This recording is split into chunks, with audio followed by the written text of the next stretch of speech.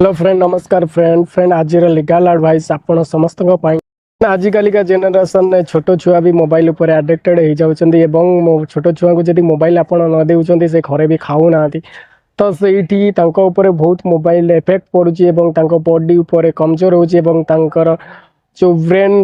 function टा बहुत slowly हो जाऊँगी कौन पाई ना मोबाइल जो रेडिएशन बाहर जोटा इलेक्ट्रोनिक मैग्नेट कहुए सहीटा सबू मोबाइल प्राय बाहरी थाए किंतु जदि आपण मोबाइल रू 1 kg टू अधिक किलो वाट आपण मोबाइल जदि रेडिएशन बाहर था इलेक्ट्रोनिक मैग्नेट बाहर थाए तो आपण मोबाइल बहुत क्षतिकारक हो पारे छोट पिलांई